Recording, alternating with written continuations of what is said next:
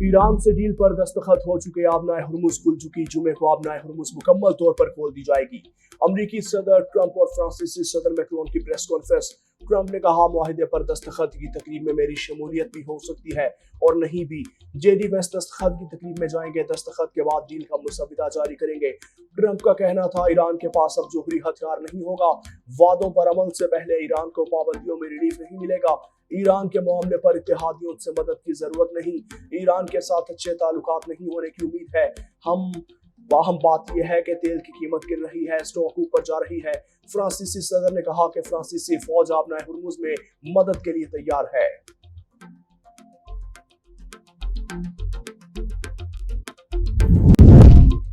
Iran अमरीका मुआहिदे पर गुज़श्ता रोज digital दस्तखत हो चुके। मुआहिदे का हतमी मतन ताहाल जारी नहीं किया गया। अमरीकी नायब सदर जेडी वेंस का CBS को इंटरव्यू। कहा, ईरान को तामीरात की मद में $300 अरब कुछ शराइत के साथ मिल सकते हैं। ये तामीराती फंड खलीजी इत्तेहादी ममालिक की जानिब से दिया जाएगा। ईरान जिम्मेदारियों और वादों की पासदारी करे तो उस फंड से फायदा उठा सकता है। ईरान को $24 अरब के मुंजमद असासे जारी करना मुआहिदे के मुसविदे में शामिल नहीं।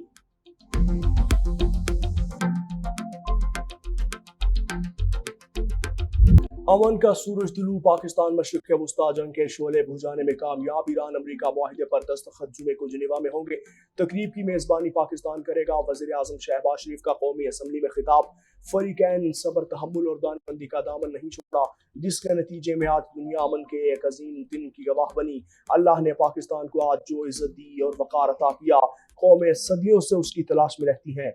फील्ड मार्शल आसिम मुनीर ने जंग के शोले बुझाने और अमन के लिए शब रोज़ मेहनत की, जिसके नतीजे में जंग बंदी का ऐलान मुमकिन हुआ।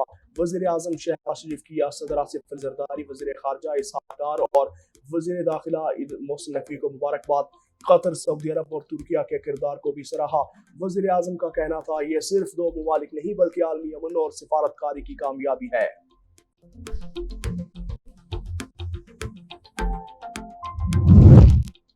ईरान अमरीका मुफाहमती यादाश्त खित्ते और मज़ाक़ती कुव्वतों के लिए एक वाहिद दस्तावेज है। ईरानी सदर मसूद पज़ेशिकियान का बयान। कहा, मुआहिदे में सिर्फ एक मुख्तसर हिस्से पर मामूली इख्तलाफात मौजूद थे। इसराइल का रद्द-ए-अमल इस बात का सबूत है कि हम कामयाब और सुरखरू रहे। ईरानी वज़ीर ख़ारजा अब्बास इराक़ची ने कहा कि मुमकिन है जुमे को स्विट्ज़रलैंड में मुज़ाकराती टीम्स के सरबराहान की मुलाकात हो। मुज़ाकरात का पहला दौर अमरीका और ईरान के दरमियान मुफाहमत की यादाश्त पर दस्तखत के बाद मुनक़िद किया जाएगा। अमरीका के साथ किसी भी मुआहिदे की बुनियाद एतमाद नहीं, एहतियात और साबिक़ा तजरीबात होंगे।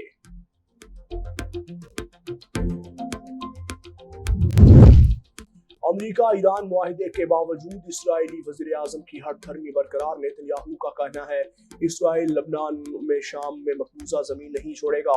सिक्योर बफर जोन में इसराइली फौज जब तक ज़रूरी हुआ मौजूद रहेगी। इसराइल ईरान से मुंसलिक गिरोहों के खिलाफ कार्रवाइयाँ जारी रखेगा। अपनी सलामती के लिए ज़रूरी इक़दाम से नहीं हटेंगे।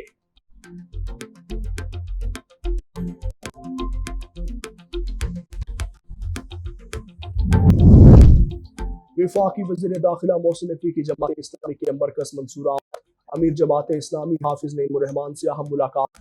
मुल्क की सियासी, मुआशी और अमन अमान की सूरत हाल समेत ईरान अमरीका मुफाहमत के बाद खित्ते की बदलती सूरत हाल पर तफसीली तबादला ख्याल। दोनों रहनुमाओं ने ईरान अमरीका मुफाहमत खित्ते में अमन और इस्तेहकाम के लिए खुशाइंद करार दिया।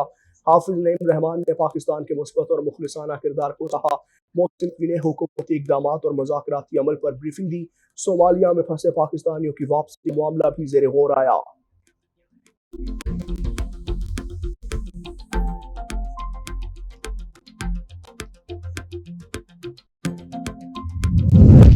पाकिस्तान स्टॉक एक्सचेंज में जबरदस्त तेजी। 100 इंडेक्स में 2314 पॉइंट्स का इजाफा।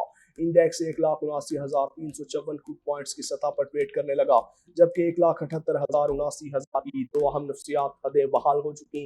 दूसरी जानिब SCCP chairman doctor Kabir Ahmed Sidhu का पाकिस्तान स्टॉक एक्सचेंज का दौरा, तकरीब में शिरकत, सरमायाकारों का एतमाद में इजाफा और मार्केट की मजबूती को सराहा। हुक्काम के मुताबिक रवां साल गुज़श्ता 20 वर्षों में सबसे ज्यादा कंपनियां लिस्ट हुई। सरमायाकारों की तादाद 5,63,000 से तजावुज़ कर गई। पंजाब बजट पर इत्तेहादी जमात पीपल्स पार्टी के शदीद तहफ़्फ़ुज़ात। जनूबी पंजाब को सूबा बनाने صوبہ نہ بنانے، کسانوں کے نقصانات کے ازالے اور فنڈز کی غیر مساوی تقسیم پر اعتراضات۔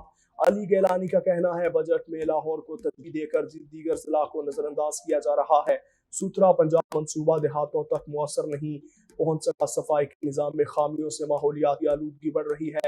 پیپلز پارٹی پارلیمانی پارٹی کا اہم اجلاس آج لاہور میں ہوگا۔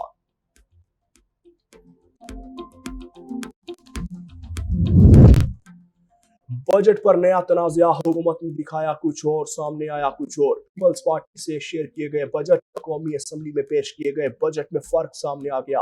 Chairman peoples party Bilawal Bhutto کو قومی اسمبلی میں سید نوید قمر کی بجٹ پر بریفنگ۔ ذرائع کے مطابق بلاول بھٹو نے بجٹ سے متعلق صورتحال واضح ہونے تک اپنا خطاب مؤخر کر دیا۔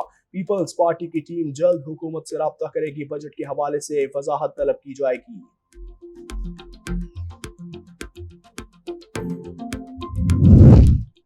آزاد کشمیر میں جوائنٹ ایکشن کمیٹی کی ہڑتالیں اور احتجاج۔ ہڑتالوں اور احتجاجی صورتحال سے متوسط اور مزدور طبقہ شدید متاثر۔ روزانہ اجرت پر کام کرنے والے افراد، چھوٹے دکانداروں اور کاروباری طبقے کو مشکلات کا سامنا۔ شہریوں کو روزمرہ اشیاء کی فراہمی اور آمد و رفت میں دشواری۔ دکانوں کی بندش کے باعث معمولات زندگی بری طرح متاثر۔ عوام کی جانب سے پرامن ماحول، استحکام اور معاشی سرگرمیوں کی بحالی کا مطالبہ۔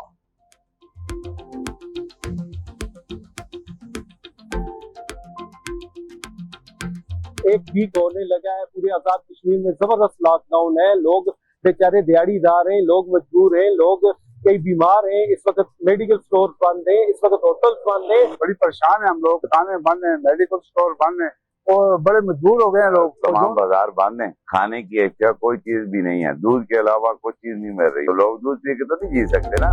ای پی آئی سندھ کی خسرہ پر قابو پانے میں ناکام۔ صوبے میں وبائی صورتحال، اربوں ڈالر روپے کے فنڈز کے باوجود حفاظتی ٹیکوں کو کوریج ناکافی قرار۔ سندھ بھر میں خسرہ سے 53 اموات رپورٹ۔ ملک بھر میں رواں سال جنوری تا مئی کے دوران 96 بچوں کے جاں بحق ہونے کی تصدیق۔ 28,500 مشتبہ کیسز میں سے 7,500 میں سے خسرہ کی تصدیق۔ خیبر پختونخوا میں 24، پنجاب میں 15 اور بلوچستان میں 4 اموات رپورٹ۔ ماہرین کے مطابق خسرہ قابل علاج مرض ہونے کے باوجود پھیل رہا ہے۔